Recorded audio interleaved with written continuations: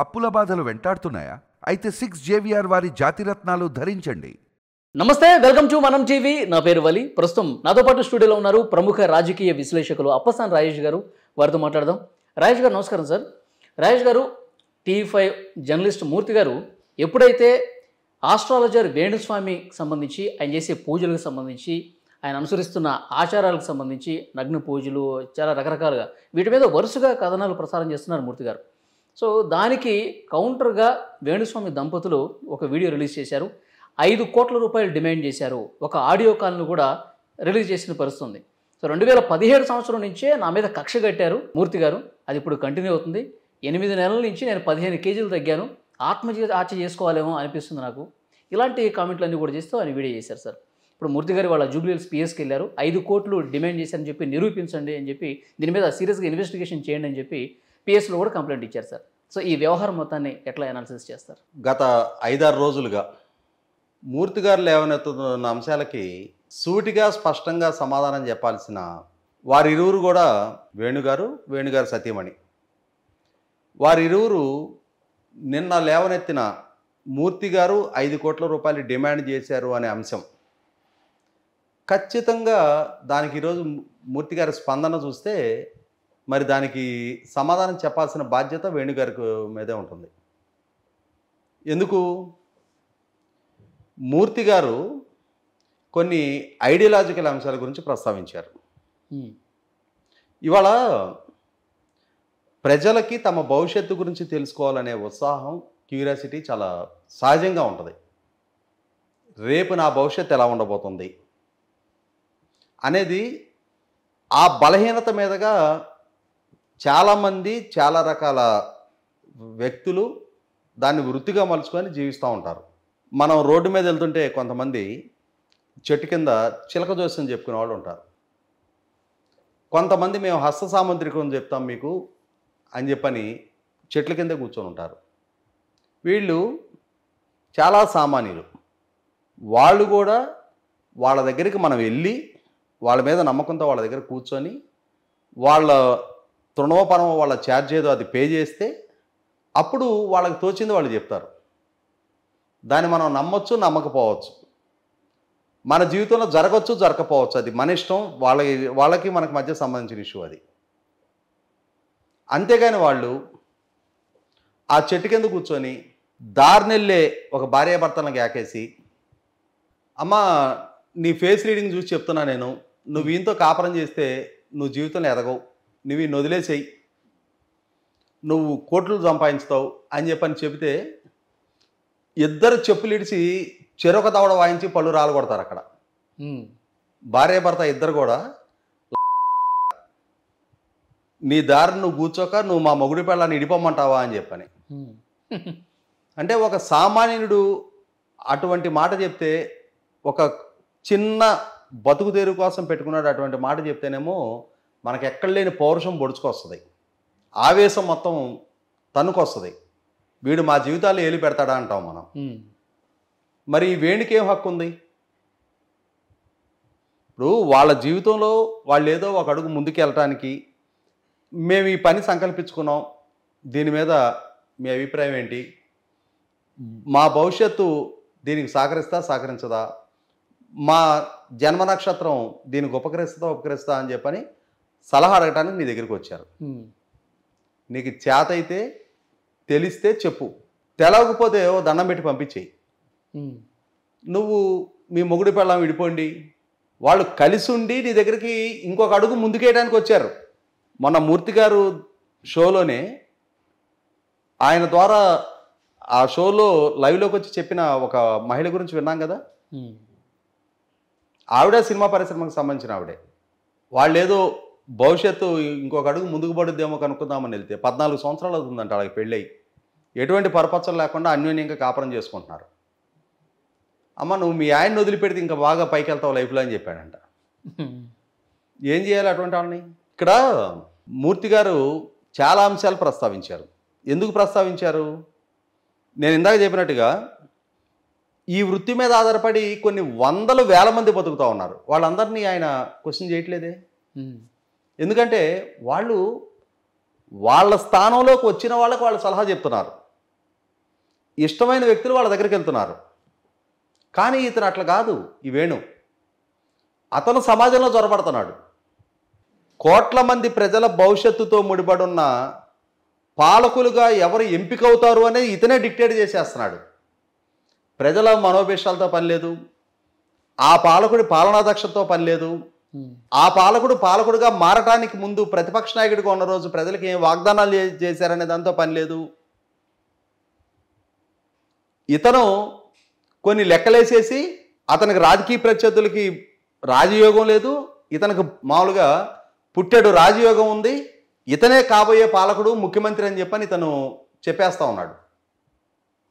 అంటే ఎన్నికలకి ప్రజలని సమాయత్తం చేస్తా ఉన్నాడు ఒక నాయకుడికి అనుకూలంగా. మైండ్ గేమ్ ఆడుతూ ఉన్నాడు, ఎమోషనల్గా ఎక్స్పెక్ట్ చేసుకునే ప్రయత్నం చేస్తూ ఉన్నాడు. ఇతనే గెలుస్తాడు, ఇతను మాత్రమే గెలుస్తాడు అని చెప్పని ప్రజల్ని హిప్నటైజ్ చేసే ప్రయత్నం చేస్తూ ఉన్నాడు. ఇది ప్రమాదకారి సంకేతం, ప్రజాస్వామ్య స్ఫూర్తికి భంగం కలిగించే సంకేతం. కాబట్టి మరి నువ్వు చెప్పావు, ఏమైంది? నీకు అంతటి పరిజ్ఞానమే ఉంటే, నువ్వు అంతగా భవిష్యత్తుని విజువలైజ్ చేయగలిగే సామర్థ్యమే నీ దగ్గర ఉంటే, కేటీఆర్ గారు అంటే కాంగ్రెస్ పార్టీకి రాజయోగం లేదు, కేసీఆర్ గారి నాయకత్వంలో ఉన్న పార్టీ నెగ్గబోతుంది, కేటీఆర్ గారు డైరెక్ట్గా ముఖ్యమంత్రి కాబోతున్నారని చెప్పావు లేదా? మరి కేసీఆర్ గారి పార్టీ నెగ్గలేదే. ఆస్ట్రేలియా మీద భారతదేశం ప్రపంచ కప్ నెగ్గబోతుందని చెప్పాడా లేదా? మరి భారతదేశం ఓడిపోయింది ఆస్ట్రేలియా చేతిలో. మరి అప్పుడు కన్నా కానీ మూసుకొని కూర్చోవాలిగా. ఏ దేవుడు ఏడ్చాడు నిన్నొచ్చి ఆంధ్రప్రదేశ్ రాజకీయం గురించి మాట్లాడమని? తగుదనమ్మా అని చెప్పని మళ్ళీ నువ్వు వచ్చి. సరే, నాగచైతన్య శోభిత మాట్లాడే ముందు కూడా నేను ఈసారి మళ్ళీ ఎప్పుడు కూడా సెలబ్రిటీల జీవితాల గురించి మాట్లాడని చెప్పి మళ్ళీ మాట్లాడారు ఆయన. అదే అంటున్నా, అసలు ఆంధ్రప్రదేశ్ రాజకీయం గురించి ఏ దేవుడు ఏడ్చాడు నిన్ను వచ్చి మాట్లాడమని చెప్పని? 5 కోట్ల మంది ప్రజల భవిష్యత్తుని జగన్మోహన్ రెడ్డి సర్వనాశనం చేశాడని చెప్పని ప్రజలు భావిస్తున్నారు. అది ఎన్నికల్లో తీర్పు ద్వారా స్పష్టమైంది. నువ్వేం చెప్పావు? రాజయోగం ఉంది, ఈ 24లోనే కాదు 29లో కూడా కాబోతున్నాడని ఇట్లా చిటికలేసి చెప్పావు. ఏమైనా ఇప్పుడు ఆ చిటికలు మోగట్లేదే? ఇవాళ ఇందాక ప్రస్తావించినట్టుగానే నాగ చైతన్య, శోభిత, ఆ ఇరు కుటుంబాల్లో ఎవరన్నా నిన్ను పిలిచి నిన్ను పెత్తనం చేయమని చెప్పని అడిగారా? మా పిల్లల జాతకం ఎట్లా ఉందో చెప్పమని నిన్ను అడిగారా? అసలు నువ్వెవడివి? శుభం అనుకుంటా పెళ్లి చేసుకుంటున్నాళ్ళని మీ కాపురం పెటాకులు అయిపోద్దని చెప్పడానికి నాలుగు కొయ్యాలి. ఇటువంటి వ్యాఖ్యలు చేసే వాళ్ళని ఇదే స్థాయిలో ఒక పెళ్లి జరుగుతున్న దగ్గరికి వెళ్ళి ఆ పెళ్లి మండపం మీద కూర్చొని ఉన్న వాళ్ళు ఎదురుకు నుంచొని మనం ఇట్లాంటి వ్యాఖ్యలు చేస్తాం, ఊరుకుంటారా? కుక్కను కొట్టినట్టు కొట్టి తరుగుతారా మండపం నుంచి బయటికి? మరి ఇతనికి ఏం హక్కు ఉంది? వాళ్ళు శుభ్మ అనుకుంటా పెళ్లి చేసుకుంటున్నారు, చేసుకోవాలని నిర్ణయానికి వచ్చి నిశ్చితార్థం చేసుకున్నారు. అసలు నిన్ను ఎవడడిగాడు? ఆ అంశాల గురించి మూర్తి గారు ప్రస్తావించారు. నీకు నైతికత లేదు, నువ్వు చేసిన తప్పు, పదే తప్పుడు వ్యక్తిగా నీ ప్రెడిక్షన్స్ అన్నీ తప్పని నిర్ధారణ అయినాయి. 29లో కూడా జగన్మోహన్ రెడ్డి గారు గెలుస్తారని చెప్పావు. 24లోనే కాదు 29 కూడా ఆయనే గెలుస్తారు. పవన్ కళ్యాణ్ గారికి అసలు రాజయోగమే లేదన్నావు. ఆయన చక్కగా మంత్రిగా ఉన్నాడు, ఇప్పుడు వాళ్ళ ఉప ముఖ్యమంత్రిగా కొనసాగుతూ ఉన్నాడు. చంద్రబాబు నాయుడు గారు రాజకీయ ప్రస్థానం ముగిసిపోయింది అన్నావు.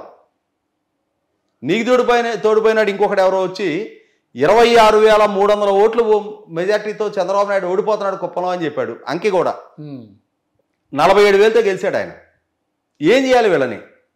అంటే జగన్మోహన్ రెడ్డి కొన్ని చిల్లర పైసలు విసిరితే వాటిని ఏరుకొని ఆ పైసల పుణ్యంతో మహత్తుతోటి జగన్మోహన్ రెడ్డికి ఎన్నికల్లో ఒక అస్త్రంగా పనికిరావటం కోసం ఈ విధమైన ప్రచారాలు చేసుకుంటున్న వ్యక్తులు వీళ్ళు. జగన్మోహన్ రెడ్డిలో ఉన్న తప్పొప్పులు మొత్తాన్ని ఎత్తి చూపుతా ఆ పాలనలో జరిగిన అవినీతిని, అరాచకాలని, ప్రజాస్వామ్య వ్యతిరేక నిర్ణయాలని, ప్రజాకంటక నిర్ణయాలని, జగన్మోహన్ రెడ్డి వాగ్దాన భంగాలని మొత్తాన్ని తూర్పారబట్టిన మూర్తి గారంటే సహజంగానే మరి వేణుకి కోపం ఉంటుంది. పైగా ఆయన చాలా స్పష్టంగా నిర్మోహమాటంగా నీ తప్పొప్పుల్ని ఇష్యూ బేస్డ్గా మాట్లాడుతున్నాడు. ఆయన అంటే వేదాలలో వ్యక్తుల భవిష్యత్తుకు సంబంధించిన ప్రస్తావనే లేదు, వేదాలలో వ్యక్తుల జ్యోతిష్యానికి సంబంధించిన ప్రస్తావనే లేదు. అది వేదాంగాల్లో ఉంది తప్ప 4 వేదాల్లో నేను చదివాను అని చెప్పని ఆయన అథారిటేటివ్గా మాట్లాడుతున్నారు. ఆయనతో సంవాదం చేయగలిగే సామర్థ్యం నీకుంటే రా, వచ్చి కూర్చొని వాదించు. గతంలో ఒకసారి కూర్చొని ఆ రోజు చర్చ నుంచి లేచి వెళ్ళిపోయావు.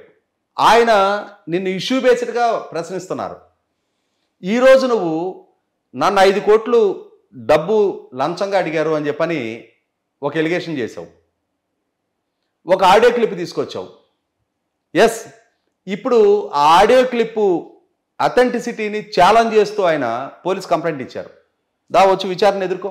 మా మనిషి అక్కడికి వెళ్ళింది అని చెప్పని నీ భార్య అడ్మిట్ అయింది. అంటే ఆడియో క్లిప్లో ఉన్నది నీ భార్య మనిషి అని చెప్పని నీ భార్య అడ్మిట్ అయింది నిన్న ఆ వీడియోలో. కాబట్టి ఇప్పుడు ఆ మనిషి ఎవరు, ఆ మనిషితో ఉన్న అమర్ అనే వ్యక్తి ఎవడు, వాళ్ళ ఐడెంటిటీ రివీల్ చేయాలి. జూబ్లీస్ క్లబ్లో మీటింగ్ జరిగింది అంటున్నారు. జూబ్లీస్ క్లబ్లో ఎవరెవరు మాట్లాడారు, ఎవరు నేను 5 కోట్లు అడిగానని చెప్పిన ప్రస్తావన తీసుకొచ్చారు, వీటన్నిటినీ నిజం నిగ్గుదేల్చాలని పట్టుబడుతున్నారు ఆయన మూర్తి గారు. సరే, నిజంగానే మూర్తి గారు అడుగుంటే ఇవన్నీ ఫ్యాబ్రికేటెడ్ ఆర్కెస్ట్రేటెడ్ కాదు ఈ ఆడియో క్లిప్పు అని చెప్పని కనుక మీరు రుజువు చేయదలుచుకుంటే రండి పోలీస్ స్టేషన్కి వచ్చి ఇప్పుడు ఆ విచారణలో పాల్గొండి. ఏకదం ఎవరి నిజాయితీ ఏంటి, ఎవరి చిత్తశుద్ధి ఏంటి, ఎవరిని డబ్బులు అడిగారు, ఎవరెవరిని బెదిరించారు, ఎవరెవరిని ఎమోషనల్గా బ్లాక్మెయిల్ చేస్తున్నారు, ఇవన్నీ కూడా బయటపడతాయి.